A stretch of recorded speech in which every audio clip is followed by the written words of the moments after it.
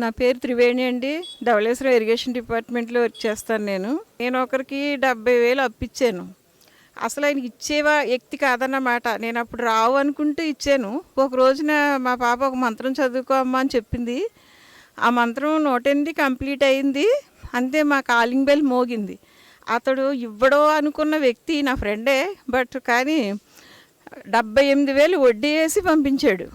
ఇంకా అప్పుడు మా పాపకు ఫోన్ చేస్తే, అయ్య బాబోయ్, ఆయన దగ్గర నుంచి డబ్బులు రావటం అంటే ఇదంతా భైరవుడి మహిమే మమ్మీ అని మా పాప చెప్పింది. నవ్వేసుకున్నాం ఇద్దరు విని.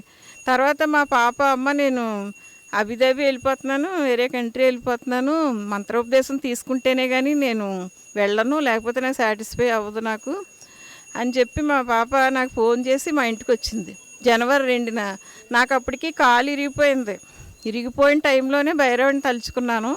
కానీ నాకు ఏ ట్రీట్మెంటు లేకుండానే కాలు దాని అంతటా అదే సెట్ అయిపోయింది. గురువుగారి దగ్గర మంత్రోపదేశం తీసుకున్నాక జనవరి 2ని తీసుకున్నాను. అక్కడి నుంచి నా లైఫ్ అంటే లైఫ్ స్టైలే మారిపోయింది అన్నమాట. మా అబ్బాయి అంటేనే నాకు కొత్త కారు కొన్నాడు.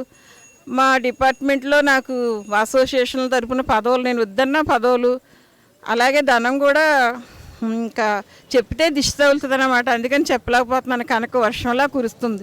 చాలా హ్యాపీగా ఉన్నాను. ఈ మంత్రోపదేశం తీసుకున్న 6 months అయ్యింది అంతే నాకు. కానీ ఇంకా నేను బాగుంటాను.